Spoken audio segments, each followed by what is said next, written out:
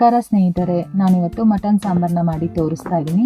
ಊರಿನ ಜಾತ್ರೆಗಳಲ್ಲಿ ಸಿಗೋ ಥರ, ಮದುವೆ ಬೀಗರ ಊಟದಲ್ಲಿ ಸಿಗೋ ಥರ ಮಟನ್ ಸಾಂಬಾರನ್ನ ಮಾಡಿ ತೋರಿಸ್ತಾ ಇದ್ದೀನಿ. 1 kg ಮಟನ್ನ ನಾನಿಲ್ಲಿ ಚೆನ್ನಾಗಿ ತೊಳೆದು ಇಟ್ಕೊಂಡಿದ್ದೀನಿ. ಒಂದು ಮಿಕ್ಸಿ ಜಾರ್ಗೆ 1 ಕಪ್ಪಷ್ಟು ತೆಂಗಿನ ತುರಿ, ಅರ್ಧ ಕಪ್ಪಷ್ಟು ಕಡಲೆ, ಸ್ವಲ್ಪ ನೀರನ್ನು ಹಾಕಿ ಚೆನ್ನಾಗಿ ನುಣ್ಣಗೆ ಪೇಸ್ಟ್ ಮಾಡ್ಕೊಂಡು ಬರೋಣ ಫ್ರೆಂಡ್ಸ್. ಇವಾಗ ನಾನು ಒಂದು ಕುಕ್ಕರ್ಗೆ ಸ್ವಲ್ಪ ಎಣ್ಣೆ ಹಾಕಿ 1 ಈರುಳ್ಳಿನ ಈ ರೀತಿ ಉದ್ದಕ್ಕೆ ಹೆಚ್ಚಿ ಹಾಕ್ತಾ ಇದ್ದೀನಿ. ಈರುಳ್ಳಿನ ಸ್ವಲ್ಪ ಕಂದು ಬಣ್ಣ ಬರೋವರೆಗೂ ಫ್ರೈ ಮಾಡ್ಕೊಳ್ಳೋಣ.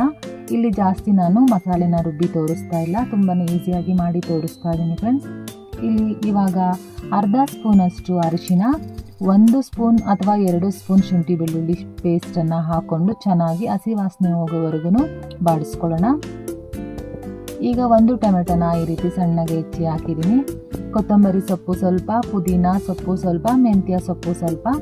ಈ ಮೆಂತ್ಯ ಸೊಪ್ಪು, ಪುದೀನ ಸೊಪ್ಪು, ಕೊತ್ತಂಬರಿ ಸೊಪ್ಪುದು ಕಡ್ಡಿ ಇರುತ್ತಲ್ಲ ಫ್ರೆಂಡ್ಸ್, ಅದನ್ನು ನೀಟಾಗಿ ತೊಳೆದು ಕಟ್ ಮಾಡಿ ಇಟ್ಕೊಳ್ಳಿ. ಏನು ಮಾಡಬೇಕು ಅಂತ ನಾನು ಆಮೇಲೆ ಹೇಳ್ತೀನಿ. ಈಗ ನಾವು ಸೊಪ್ಪನ್ನು ಮಾತ್ರ ಹಾಕ್ತಾ ಇದ್ದೀನಿ. ಇದನ್ನು ಕೂಡ ಚೆನ್ನಾಗಿ ಬಾಡಿಸ್ಕೊಳ್ಳೋಣ. ಇವಾಗ ನಾನು ತೊಳೆದಿಟ್ಟಿರೋಂತಹ ಮಟನ್ನ ಸೇರಿಸ್ತಾ ಇದ್ದೀನಿ. ಮಟನ್ನ ಸೇರಿಸಿ ಆದಮೇಲೆ ಒಂದ್ಸಲ ಚೆನ್ನಾಗಿ ಮಿಕ್ಸ್ ಮಾಡೋಣ. ಚೆನ್ನಾಗಿ ಮಿಕ್ಸ್ ಮಾಡಿ ಆದಮೇಲೆ 2 ಸ್ಪೂನಷ್ಟು ಧನಿಯಾ ಪುಡಿನ ಹಾಕೋತಾ ಇದ್ದೀನಿ. 1.5 ಸ್ಪೂನಷ್ಟು ಚಿಲ್ಲಿ ಪೌಡರ್, 1 ಸ್ಪೂನಷ್ಟು ಪೆಪ್ಪರ್ ಪೌಡ್ರನ್ನ ಹಾಕಿ ಚೆನ್ನಾಗಿ ಮಿಕ್ಸ್ ಮಾಡೋಣ ಫ್ರೆಂಡ್ಸ್. ಈ ರೀತಿ ನೀವು ಮಟನ್ ಸಾಂಬಾರನ್ನ ಮಾಡಿಕೊಂಡ್ರೆ ತುಂಬಾ ರುಚಿಯಾಗಿರುತ್ತೆ. ಬೀಗರ ಊಟದಲ್ಲಿ ಸಿಗೋ ಥರ, ಊರಿನ ಜಾತ್ರೆಗಳಲ್ಲಿ ತಿಂದಂತಹ ಅನುಭವನೇ ಆಗುತ್ತೆ. ಮಿಸ್ ಮಾಡದೆ ಇವತ್ತು ನೀವು ಮಟನ್ ಸಾಂಬಾರನ್ನ ಈ ರೀತಿ ಮಾಡ್ಕೊಳ್ಳಿ.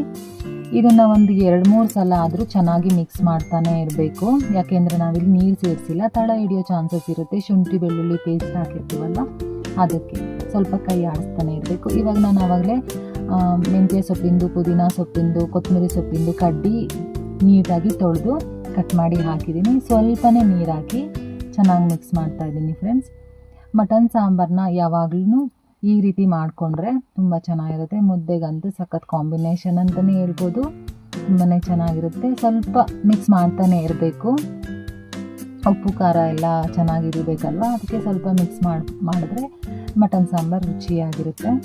ನಿಮಗೆ ಅದೇ ರುಚಿ ಕೊಡುತ್ತೆ. ಇವಾಗ ನಾನು ರುಚಿಗೆ ತಕ್ಕಷ್ಟು ಉಪ್ಪನ್ನು ಸೇರಿಸ್ತಾ ಇದ್ದೀನಿ.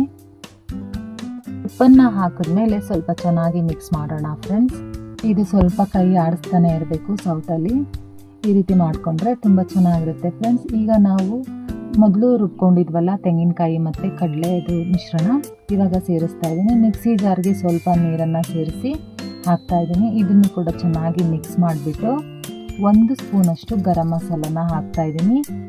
ನಿಮ್ಮ ಮನೆಯಲ್ಲಿ ಮಟನ್ ಮಸಾಲ ಇತ್ತು ಅಂದರೆ ಅದನ್ನು ಕೂಡ ಒಂದು ಅರ್ಧ ಸ್ಪೂನಿಂದ 1 ಸ್ಪೂನ್ ಹಾಕೋಬೋದು. ಅದು ಕೂಡ ತುಂಬ ರುಚಿಯಾಗಿರುತ್ತೆ.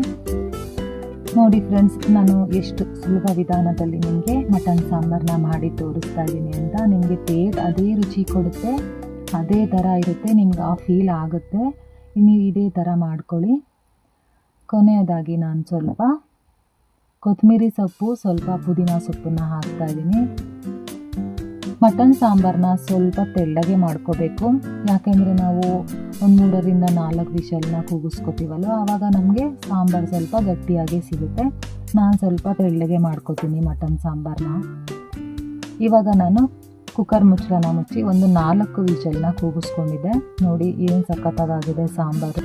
ತುಂಬಾ ರುಚಿಯಾಗಿ ಆಗಿತ್ತು ಮಟನ್ ಸಾಂಬಾರು. ಇದು ಮಟನ್ ಸ್ವಲ್ಪ ಎಳೆದಿರೋದ್ರಿಂದ 3 ವಿಷಲ್ನ ಕೂಗಿಸ್ಕೊಂಡಿದ್ದೆ ನಾನು. ತುಂಬ ಚೆನ್ನಾಗಿ ಬೆಂದಿತ್ತು. ಇನ್ನು ಸ್ವಲ್ಪ ಗಟ್ಟಿ ಮಟನ್ ಆಗಿದ್ರೆ ನೀವು 4ರಿಂದ 5 ವಿಷಲ್ನ ಕೂಗಿಸ್ಕೊಂಡ್ರೆ ಮಟನ್ ಚೆನ್ನಾಗಿ ಬೇಯುತ್ತೆ. ಮಟನ್ ಸಾಂಬಾರ್ಗೆ ಕಾಂಬಿನೇಷನ್ನು ಮುದ್ದೆ ಸಖತ್ತಾಗಿರುತ್ತೆ ಫ್ರೆಂಡ್ಸ್. ನಿಮಗೆ ಈ ರೆಸಿಪಿ ಇಷ್ಟ ಆಗಿದೆ ಅಂತ ತಿಳ್ಕೊತೀನಿ. ಮತ್ತೆ ಸಿಗ್ತೀನಿ ಮತ್ತೊಂದು ಈಸಿಯಾದ ರೆಸಿಪಿಯೊಂದಿಗೆ.